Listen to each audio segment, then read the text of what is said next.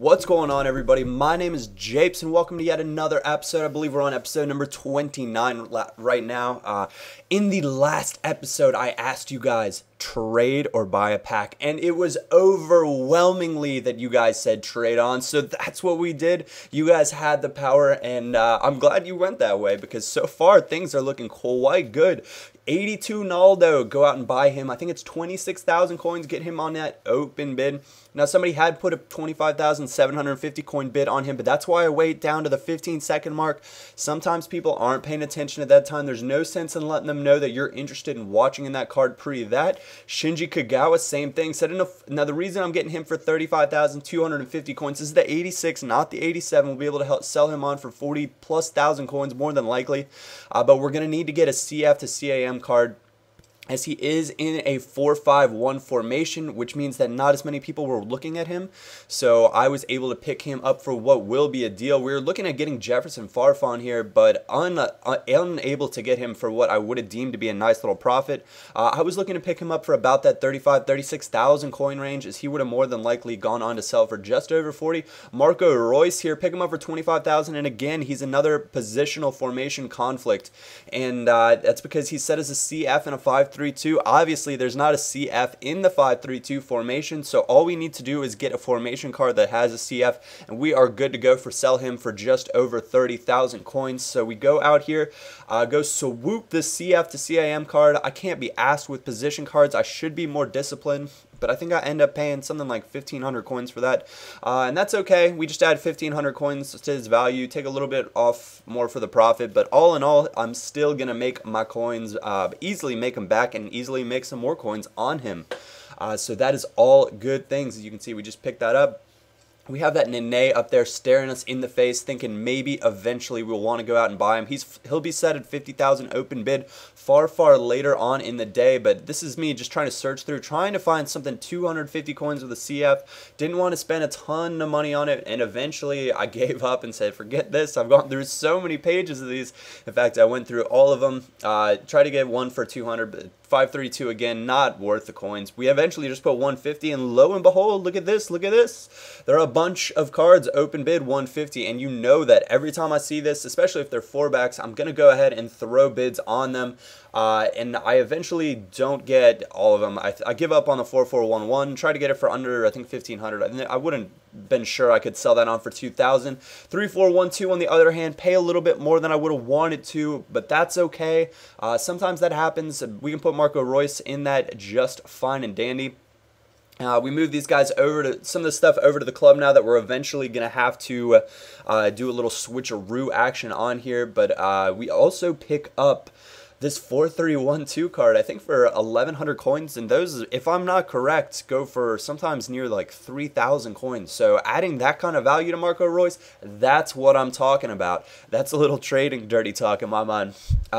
So we also get, I think, a 4321 formation card here, 250 coins. Those also, I think I put it up for 2,000 coins, and it sells like instantly within like a split second. So that obviously was not the right price, and I could have done some more background research, but as you guys all know, looking through formation cards is oh so annoying. Hopefully they will introduce a search feature in upcoming FIFAs for that, but there he is, Kagawa, the 86, not the 87 this time. The 87 is the one that we already have. He goes for somewhere around 80,000 coins now. I think I was looking at his price. Send the formation card, well, the formation cards that we're going to use and the position card that we're going to use on Kagawa to my club, as we're going to have to do the good old switcheroo, everything else, send it to the trade pile, as we want to make some coins. If you remember at the beginning of this, we started with about 107,000 coins, so hopefully by the end, which you will not see in this episode, but by the end, once everything sells, hopefully we'll have made a nice bit of profit, and we'll be well on our way to buying an even more epic team. Soon enough, I think I should be able to sell the regular Kagawa and get the team of the season version if I do indeed want to. But there he is, Marco Royce, with the 4312 card played on him. His value has increased, but we're still going to only try to sell him on for about 6,000 coins more, but should be a nice bit of profit, about 5,000 coins after the formation card. which 5,000 coins on a card that goes for 30,000, hey, you're doing something right. If I make 5,000 coins on each of these guys, that'll be a quick 15K right there, introduced more to my total, which means I can trade another card for 5,000 next time, so on and so forth. That's how I like to make my coins. But there you can see that real quick, the 4-3-2-1 formation card sells for 2,000 coins instantly. I said, oops, probably could have sold it for more. Oh well. Didn't want to be bothered waiting for those other formation cards to sell, to see if I could get a bid on it. But I eventually go into this ESPN FC, the new tournament, minimum 6 nationalities, and my team fits that perfectly. We've got Argentina, Japan, Germany, France, Italy, Brazil, all sorts of nationalities in this squad. That's why it's probably my favorite hybrid that I have indeed played with on FIFA 12. And we come up against this guy who's rocking a pretty standard La Liga-ish side with Fernando Torres, I believe, up front. But there it is again, Siriju to Zarate on a punt. I don't know, Zarate just kind of hangs out up by midfield, and he's a clever, quick, little strong player that manages to score goals just like that. Easy little finesse shot is how it ends up being after poking it away from Pepe. But we have to wait all the way again until the 74th, 75th minute before Zarate again getting down the line, getting some free space, and that's a cancel, left trigger, right trigger, super cancel to stop the Burba spin as he was sitting on that. Do a little scoop turn back, 75th minute, nice goal from my man Marwan Zarate.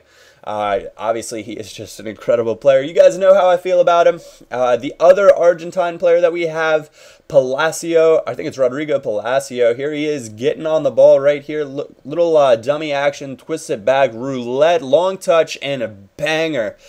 Crushes it into the far post, and his keeper had done well to stop me up until that point, because this game could have been a lot worse than the final 3-0 score, but he decides that at this point, I think he tries to take a shot off kickoff. I'll let it run because he ends up quitting out here pretty quickly.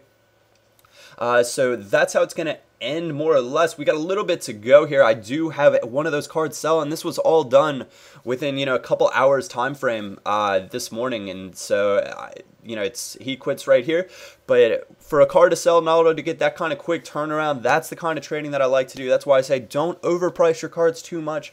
You want to get them to sell quickly, because then I get my coins back and I get to do it all again. I like having essentially liquid coins, which means I have the coins versus have just the money and cards sitting there. It makes it easier if I ever need to jump on a incredible deal that could be. But there's Naldo. Anyways, guys, my name is Japes. If you did enjoy this video, I always do appreciate a thumbs up. Other than that, I will catch you all next time.